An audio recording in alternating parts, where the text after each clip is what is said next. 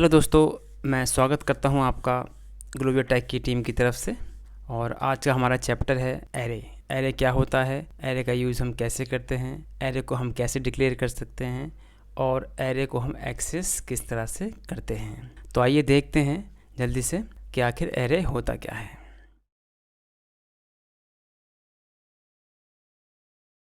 जैसे कि आप मेरी स्क्रीन पर देख सकते हैं इसकी डिस्क्रिप्शन। जावास्क्रिप्ट में एरे एक सिंगल वेरिएबल होता है जिसे हम अलग अलग एलिमेंट या वैल्यू को स्टोर करने के लिए यूज़ करते हैं। अब मान लीजिए आपके पास एक एलिमेंट या वैल्यू की लिस्ट है और उसको आप स्टोर करना चाहते हैं एक सिंगल वेरिएबल के अंदर, और सिंगल वेरिएबल के द्वारा ही आप उसे एक्सेस भी करना चाहते हैं। तो इस केस में हम एरे का यूज़ करते हैं।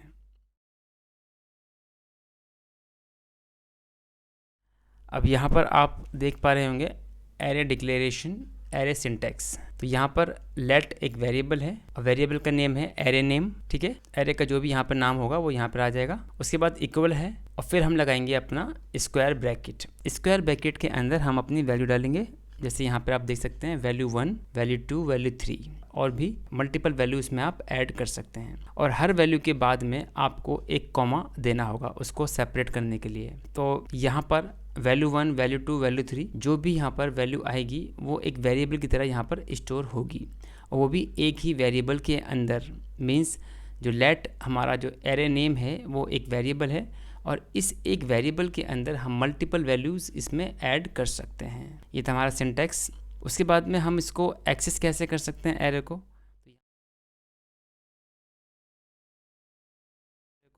तो यहाँ पे हमने console.log का यूज़ किया है। यहाँ पर हमने पैरेंथेसिस के अंदर एरे नेम जो भी आपका वेरिएबल का नेम होगा उसके बाद में हम लगाएंगे स्क्वायर ब्रैकेट और फिर लगाएंगे 0 कि 0 अगर मैंने यहाँ पे लिखा है तो यहाँ पर ये वैल्यू 1 यहाँ पर आने वाला है।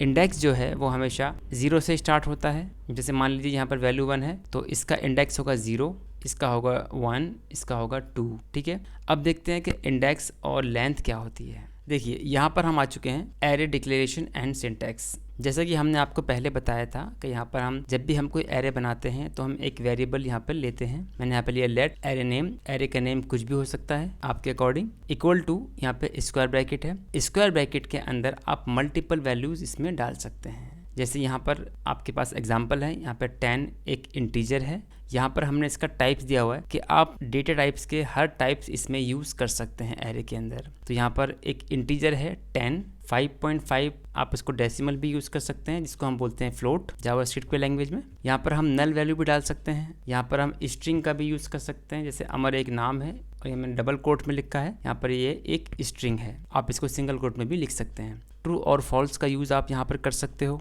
उसके बाद 55 किसी भी नंबर को यहाँ पर हम यूज़ कर सकते हैं अपने एरे के अंदर।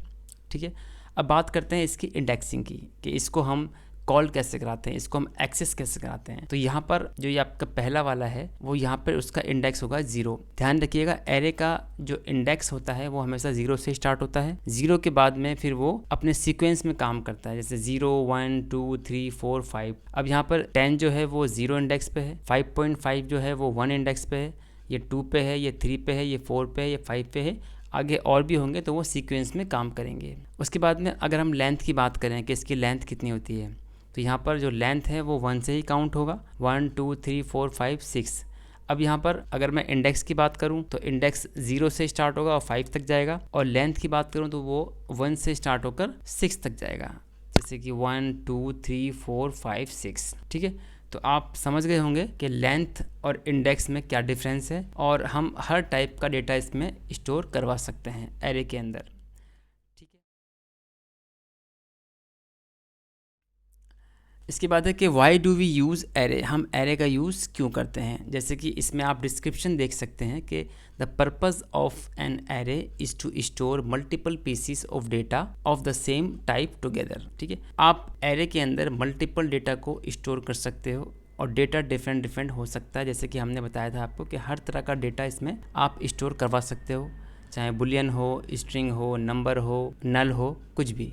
ठीक है, अब देखते हैं कि हम इसका यूज़ क्यों करते हैं। जैसे कि मैंने आपको बताया कि अगर मैं एरे का यूज़ ना करूं और मुझे यहाँ पर 3 वैल्यू स्टोर करवानी है, जैसे मैंने यहाँ पे लिया लेट एरे 1, ये एक एरे है, इसमें मैंने स्टोर कराया है वैल्यू 1, उसके बाद में एरे 2 है, फिर मैंने स्टोर कराया है इसमें वैल्यू 2, फिर यहाँ पे एरे 3 है और मैंने यहाँ पे वैल्यू 3 स्टोर करवाई है। ठीक है, तो मुझे यहाँ पे 3 वैल्यू के लिए 3 वेरिएबल डिफाइन करने पड़े, मगर मैं चाहता हूँ कि मैं एक ही वेरिएबल के अंदर ये तीनों वैल्यू अपनी स्टोर कर सकता हूँ, तो उसके लिए हम फिर एरे का यूज़ करते हैं। ठीक है, उससे पहले देख लेते हैं कि अब इसको हम एक्सेस कैसे करेंगे। तो जैसे कि आप जानते हैं कि यहाँ पे console.log और array1 कॉल करवाया है, आउटपुट क्या आएगा, वैल्यू 1। ठीक है, अब देखते हैं कि इसको हम एरे से कैसे कर सकते हैं। यहाँ पर हमने 3 वेरिएबल लिए 3 वैल्यू को स्टोर कराने के लिए। यहाँ पर हम लेट array1, ये एक वेरिएबल हो गया, इक्वल टू, जो कि इसका तरीका है एक लिखने का, स्क्वायर ब्रैकेट के अंदर हम 3 मल्टीपल वैल्यू हमने यहाँ पे डाल दी हैं, वैल्यू 1, वैल्यू 2, वैल्यू 3।